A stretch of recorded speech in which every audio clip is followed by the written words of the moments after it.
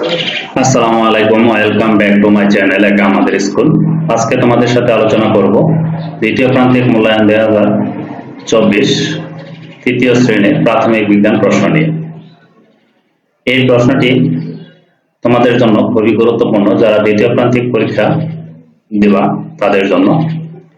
আর এই প্রশ্নটি তোমরা দেখলে তোমরা বুঝতে পারবে যে তোমাদের প্রশ্নের মানবন্টনী কেমন হবে এবং কি কি ধরনের প্রশ্ন তোমাদের পরীক্ষায় আসবে। সেম এই প্রশ্নটি তোমাদের দ্বিতীয় প্রান্তিক পরীক্ষায় আসবে, আমি সেটা বলছি না, কিন্তু প্রশ্ন প্যাটার্নটি যেহেতু নতুন কারিকুলাম, তাই প্রশ্ন প্যাটার্নটি জানা তোমাদের খুবই দরকার। এই প্রশ্নটি দেখলে তোমরা বুঝতে পারবে যে তোমাদের কি কি ধরনের প্রশ্ন এবং কি কি অধ্যায় তোমাদের পড়তে হবে দ্বিতীয় প্রান্তিক পরীক্ষার জন্য, আর কোন নঙে কি কি প্রশ্ন এবং কতটা প্রশ্ন আনসার করতে হবে এবং কত নাম্বার করে দেওয়া হবে এই প্রশ্ন থেকে সেই সম্পর্কে ধারণা পাবো। আর ভিডিওটি ভালো লাগলে অবশ্যই একটি লাইক দেবা, কারণ তোমাদের একটি ভিডিও করার জন্য আসলে অনেক পরিশ্রম হয়। তোমরা যদি লাইক না দাও তাহলে আমরা মনে করি যে আমাদের ভিডিওটি বানানো ব্যর্থ হয়েছে। দেখো যে তোমাদের সময় দেওয়া হবে 2 ঘন্টা 30 মিনিট, কারো 3 ঘন্টা দেওয়া থাকতে পারে। এখানে পূর্ণমান হচ্ছে 100।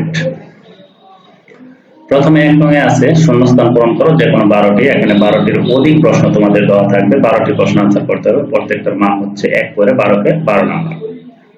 এখানে আমি সবগুলো প্রশ্ন পড়বো না, কারণ পড়তে গেলে ভিডিওটি বড় হয়ে যাবে। আমি সাধারণত শূন্যস্থানগুলো পড়ছি না, তোমরা স্ক্রিনশট দিয়ে রাখো।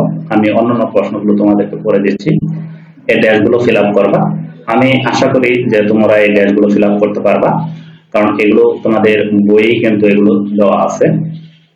এরপর দেখো 2 নঙে আছে তোমাদের বাম পাশের বাক্যাংশের সাথে ডান পাশের বাক্যাংশ মিল করা। এখানে 10 নাম্বার। এখানে বাম পাশে কিছু বাক্য দেওয়া থাকবে এবং ডান পাশে কিছু বাক্য দেওয়া থাকবে। তোমাদের বাম পাশের এবং ডান পাশের বাক্যাংশ মিল করতে হবে, ঠিক আছে? স্ক্রিনশট দিয়ে রাখতে পারো ভিডিওগুলো, প্রশ্নগুলো।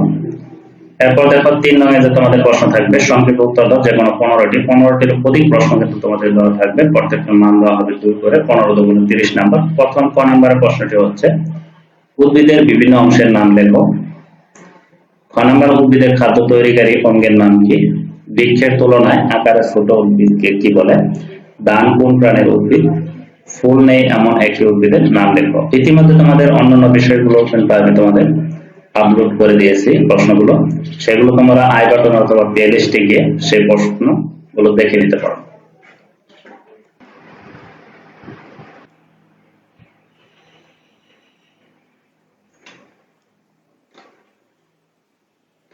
চ নাম্বার আঁশ ও ফুলকা থাকে এমন প্রাণীর নাম লেখো। ব্যাঙ কোন প্রাণীর প্রাণী? কীটপতঙ্গ কোন ধরনের প্রাণী? 2টি মেরুদণ্ড প্রাণীর উদাহরণ দাও। সাপ কিসে ভর দিয়ে চলাফেরা করে? ফল ও শাকসবজি থেকে আমরা কি পাই? কোনটি সরাসরি পুষ্টি উপাদান নয়? আমাদের দেহ গঠনের জন্য কি প্রয়োজন? খাদ্য আমাদের কি কাজে লাগে? সুস্বাস্থ্যের জন্য নিয়মিত কি খেতে হয়? এরপর তোমাদের 4 নং যে প্রশ্ন থাকবে, নিচের প্রশ্নগুলো তো দাও 8টি, প্রত্যেকটার মান হচ্ছে 6 করে, 6 8 48। দেখো গ্রীষ্মকালীন ফল কাকে বলে? 5টি গ্রীষ্মকালীন ও 5টি শীতকালীন ফলের নাম লেখো। স্বাস্থ্যকর খাদ্য কাকে বলে? 8টি স্বাস্থ্যকর খাদ্যের নাম লেখো।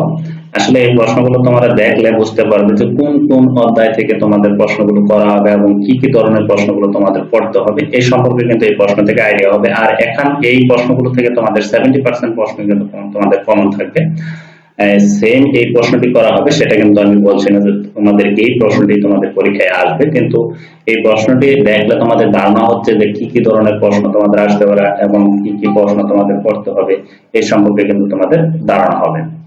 এরপর দেখো সরীসৃপ প্রাণী কাকে বলে? এদের বৈশিষ্ট্য দেখো। স্তন্যপায়ী প্রাণী কাকে বলে? 5টি স্তন্য প্রাণীর নাম লেখো। মূল কি? মূলের কাজ লিখো। কাণ্ড কি? কাণ্ডের কাজ লিখো। বিরোধ উদ্ভিদ কাকে বলে? উদাহরণ সহ লিখো। 5টি গ্রীষ্মকালীন ও 5টি শীতকালীন সবজির নাম লেখো। উভচর প্রাণী কাকে বলে? 5টি উভচর প্রাণীর নাম লেখো।